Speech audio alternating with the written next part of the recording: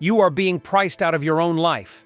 In 2025, the average American needs $119,000 a year just to afford what $50,000 used to cover 2 decades ago. Median wages? Stuck under $60,000.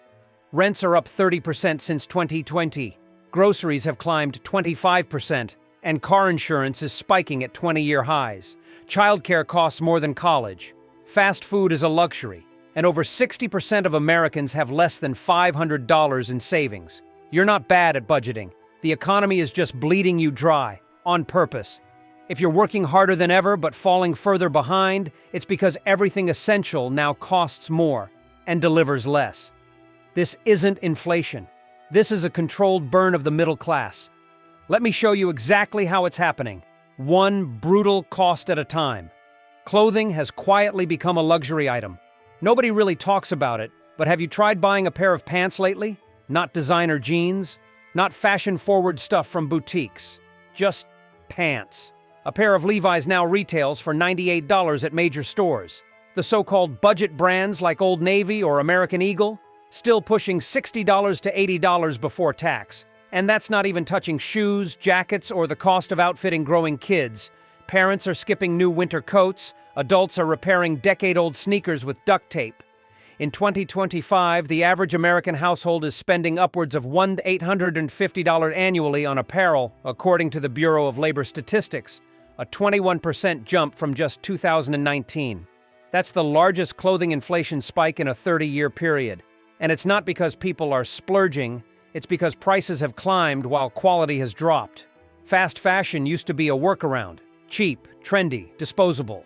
But now even Shine or H&M tags are hitting $40 for a basic hoodie. Add in shipping fees, returns that don't process correctly, and flimsy fabric that tears in a month. And you're literally paying more for less. And it's not just about clothes for fashion. Americans need uniforms, non-slip work shoes, weather-appropriate layers for walking to their jobs or commuting long hours. In a nation where 67% of workers say they're required to follow some form of dress code, clothing isn't optional. It's functional, necessary, and increasingly unaffordable. Worse, many stores are pulling the old trick of inflating sticker prices, then offering fake discounts to make you think you're getting a deal. Was $140. Now only $119. But that same item was $89 just 2 years ago. And for those who can't swing $100 for jeans, welcome to the world of buy now, pay later apps, where millions are now financing basic outfits. Klarna, Afterpay, Affirm. They've become the new wallet. And even thrift stores are raising prices. A recent viral post showed Goodwill selling Target brands for $25. Not vintage, not rare, just used and overpriced. The result? People are skipping weddings, interviews, even job opportunities because they can't afford the right outfit. Clothing is no longer a way to express yourself. It's become a gatekeeping mechanism. And if you're wondering why that matters, think about this. How many areas of life are silently becoming inaccessible? Just because basic survival now costs everything? Childcare costs are pushing parents into poverty. You want to understand just how far gone the American economy is in 2025? Ask a parent. Ask any working-class family how much they pay just to make it possible to earn a living. Because childcare isn't just a financial burden. It's a full-blown economic disaster that is quietly draining tens of millions of American homes. The average cost of daycare for one child now sits at over $15,000 per year nationwide. But in cities like San Francisco, New York, and Washington, D.C., that number jumps to $25,000 to $30,000. For infants, it's even worse. Parents are paying $2,800 a month in some areas for full-time care. And here's the kicker. Most of those daycare workers are underpaid, overworked, and leaving the profession in record numbers. Which means even if you can afford it, you may not even find a spot. In fact, according to a 2025 survey by Child Care Aware of America, 51% of U.S. counties are officially classified as child care deserts, areas where the demand for care vastly outpaces supply. And if you're thinking, well, maybe they should just stay home, let's do the math. One parent quitting work to avoid child care expenses loses not only their salary, but health insurance, retirement contributions, and future earnings potential. That's a lifetime penalty for the crime of having a child in America. It's no wonder that 67% of U.S. parents under 35 say they're putting off having kids. Not because they don't want them, but because they simply can't afford them. And even for those who go ahead and start families, the constant math of, is it even worth working, becomes a daily anxiety spiral. Add in the cost of school supplies, aftercare programs, summer camps, and sick days, and what you're left with is a system that punishes people for trying to raise the next generation. You'd think in the world's richest country we'd have figured this out. But instead, America ranks 34th out of 38 developed countries in childcare affordability, ahead of only countries like Turkey and Chile. Let that sink in. While other nations subsidize early education, support parents, and treat children as national investments, the U.S. turns parenting into an economic minefield. The message is clear. If you want kids, better be rich, or prepared to drown in debt. And for many families, they're already under. Shrinkflation is eating your paycheck without you noticing. You know what's worse than inflation? Shrinkflation. The invisible kind. The kind that doesn't raise prices on paper but steals your money anyway, by giving you less for the same price. And in 2025, it's absolutely everywhere. That $6.99 bag of Doritos, it used to be 9.75 ounces, now it's 6.8. A family-sized box of cereal, down from 19 ounces to 13.5. Toilet paper rolls that are thinner, shorter, and need replacing twice as fast. You're not imagining it. Companies have been downsizing products while keeping prices the same, or even raising them slightly, banking on the fact that most consumers won't notice. And according to consumer watchdogs, shrinkflation hit a record high in 2024 and shows no signs of slowing in 2025. Why? Because it works. Most people don't check net weight. They see the same packaging, same brand, same shelf space, but they're getting 10–30% less in return. The result is stealth inflation that compounds with every grocery trip. One recent analysis showed that Americans are now spending 11.3% more per grocery trip compared to 2022, even though their carts are smaller. And it's not just snacks. Shampoo bottles are shrinking. Coffee cans are lighter. Even restaurant portions are getting smaller, while prices rise. A viral TikTok showed a woman opening a $15 salad container only to find 3 cherry tomatoes and 6 pieces of lettuce. And guess what? The restaurant still added a service fee and mandatory 20% tip. But shrinkflation has an even more insidious side. It breaks trust. People feel tricked, manipulated. You work 40+ hours a week and somehow the same paycheck buys less peanut butter, less rice, less everything. That's not just economics, it's psychological warfare.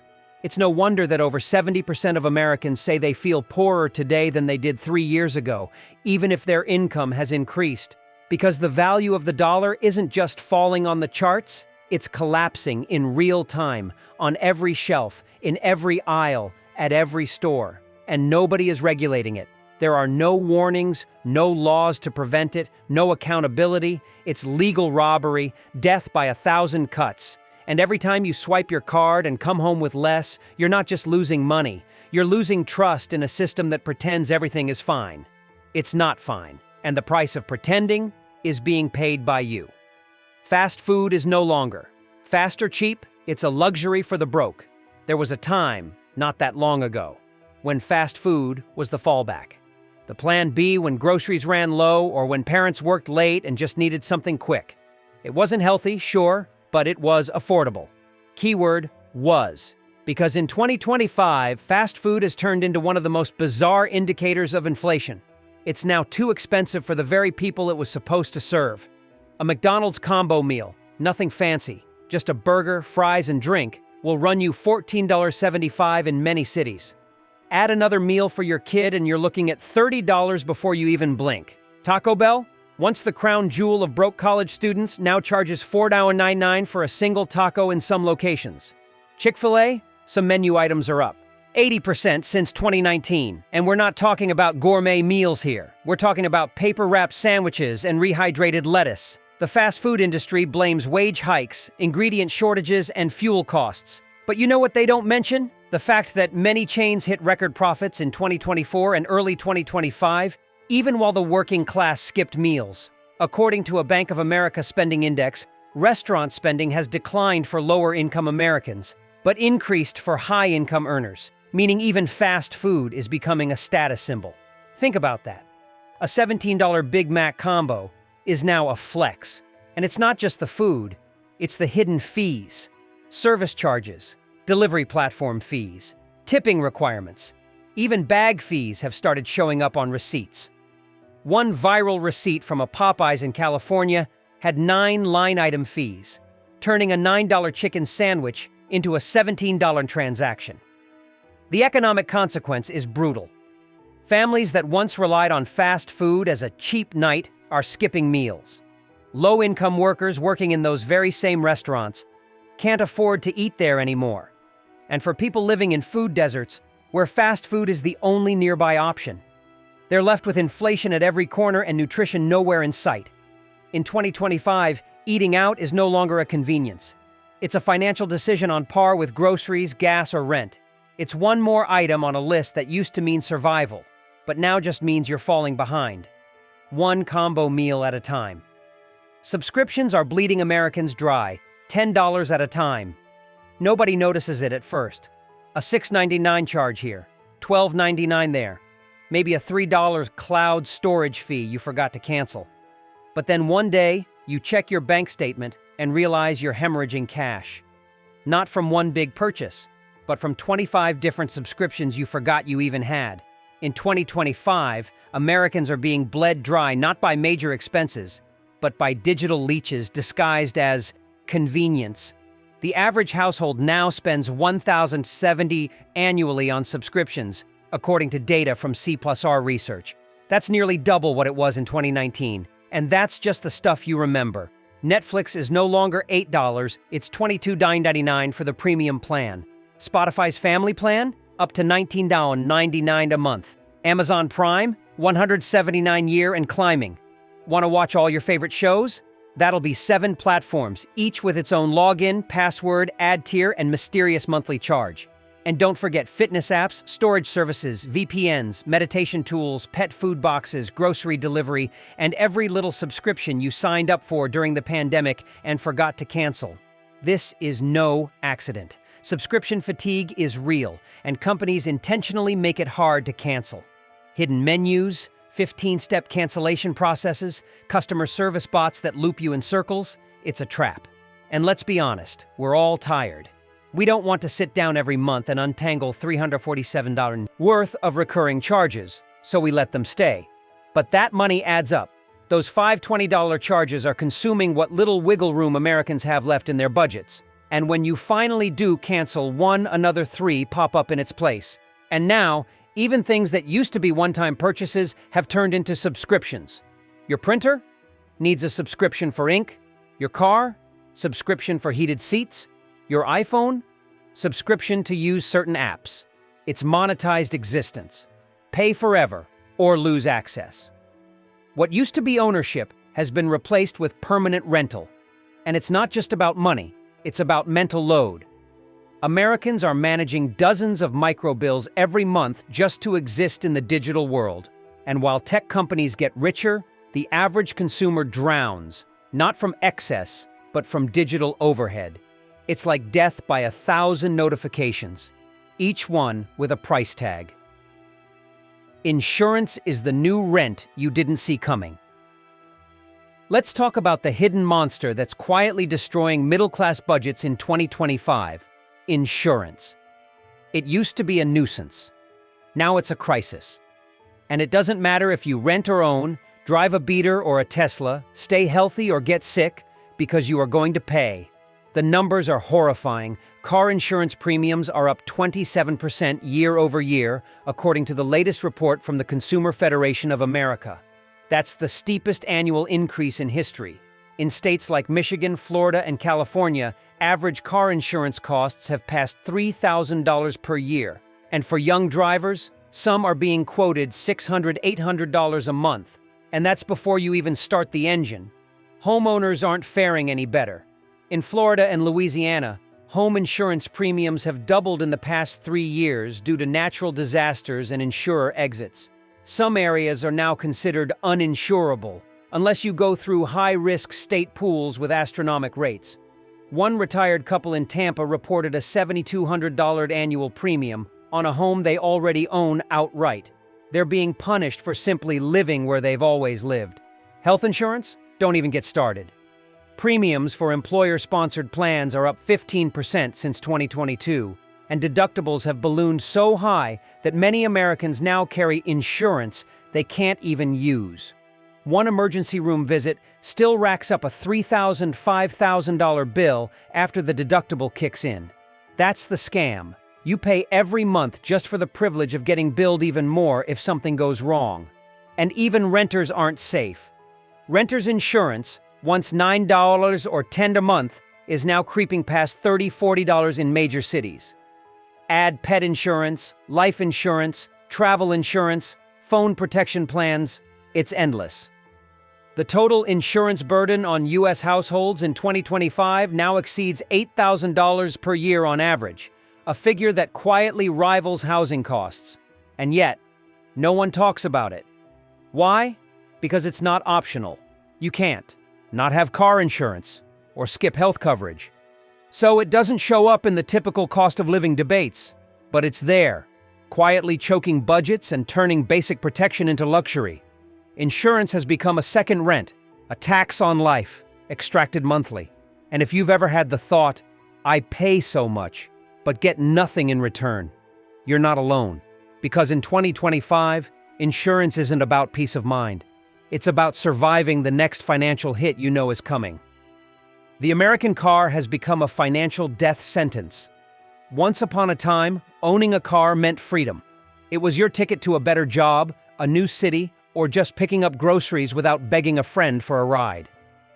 In 2025, a car is a monthly financial ambush and millions are getting buried under it. The average monthly payment for a new car is now $762, according to Edmunds. Let that number marinate. And if you think buying used is safer, think again. The average used car payment? $544, and that's if you have decent credit. If not, lenders are charging 14% to 22% APR, turning a $15,000 used car into a $30,000 loan trap. And it doesn't stop at the payment. Insurance, gas, repairs, taxes, registration, all of it adds up. IAA now estimates the real cost to own and operate a vehicle is over $12,000 per year. And in many states, just owning a car means you owe $300, $500 in taxes annually, just for the privilege of keeping it on the road. Need a repair? A new transmission costs over $5,000.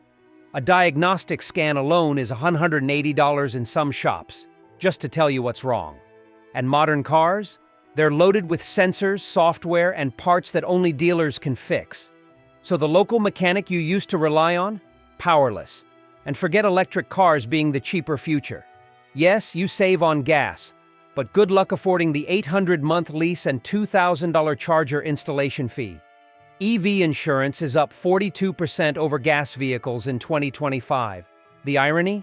You need a car to earn money, but the car itself eats half your paycheck. It's not freedom, it's shackles. People are commuting 2 hours each way to work a job that barely covers the cost of the commute. And when the car breaks down, they don't fix it. They finance a new one.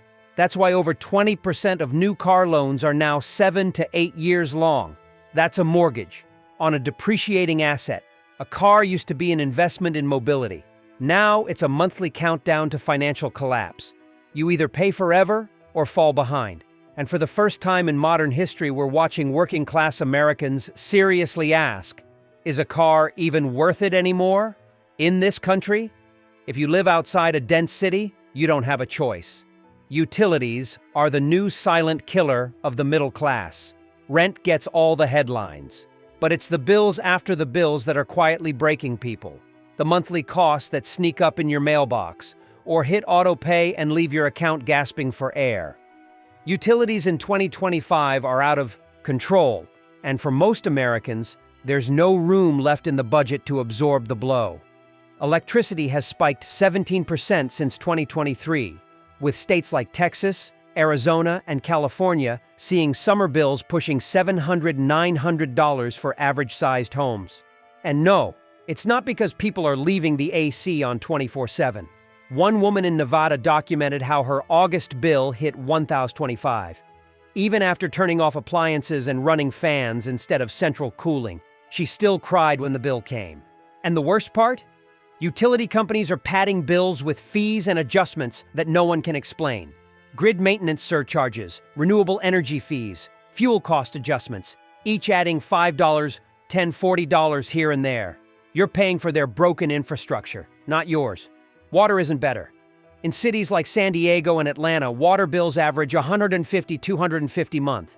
Even basic sanitation is climbing. Sewer, trash pickup, recycling, all rising while services get worse. And broadband? In 2025, internet is no longer a luxury, it's the lifeline.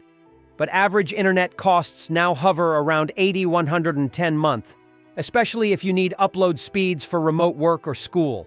And God help you if you live in a rural area.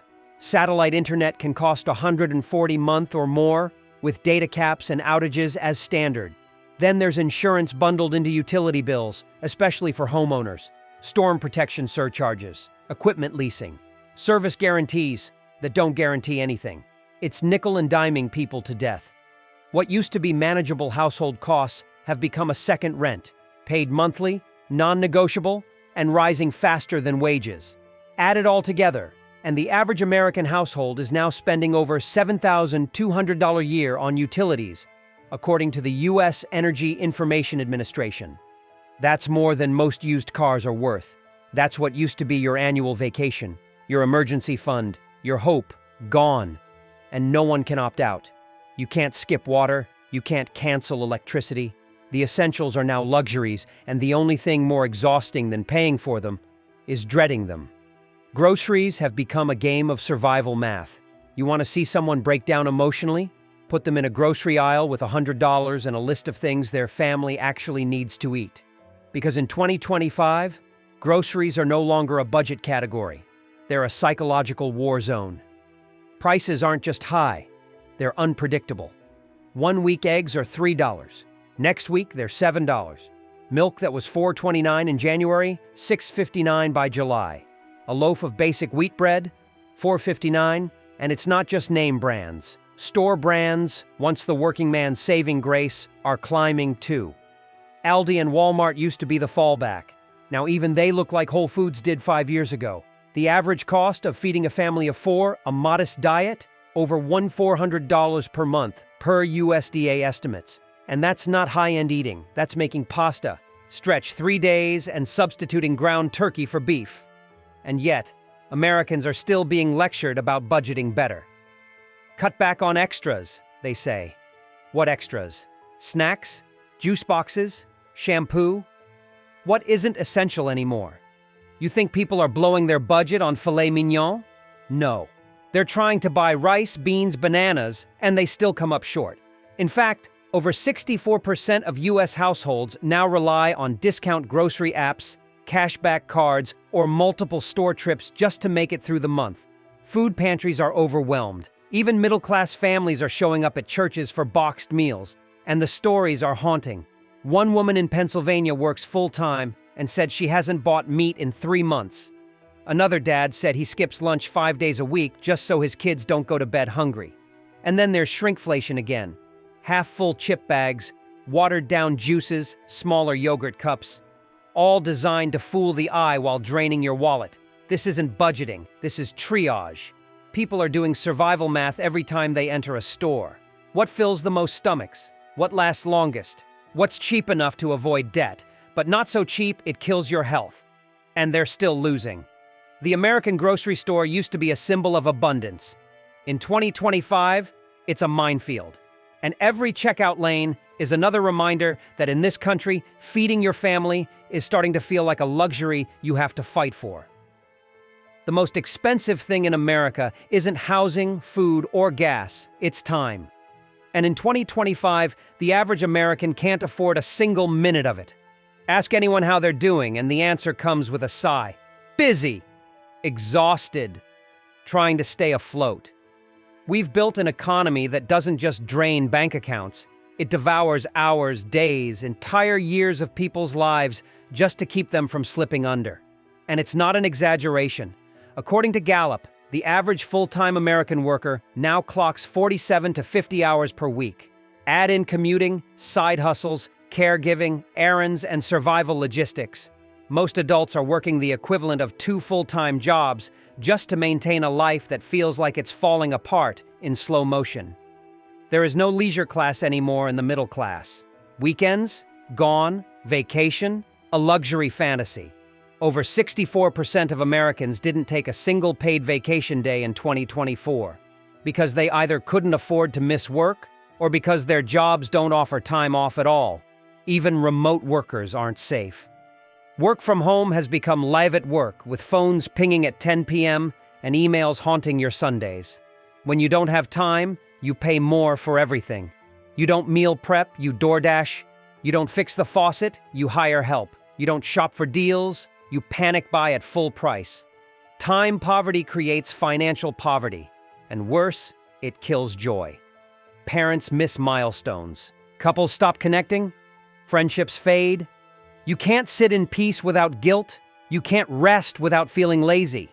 Every hour not spent producing feels like falling behind. Even sleep, basic, non-negotiable human rest, is in decline. CDC data shows 1 in 3 adults aren't getting 6 hours of sleep a night. Not because they're binging Netflix, because they're working late, stress-scrolling bills, or waking up at 4 a.m. to beat traffic. The American worker is doing everything right, and losing anyway. This is the ultimate cost of living in 2025. You trade your entire life for the right to survive it. You don't live in this economy. You endure it. And by the time you finally catch your breath, the only thing you'll realize is that your most valuable asset, your time, was spent just trying to exist. Not thrive, not grow, not enjoy, just survive.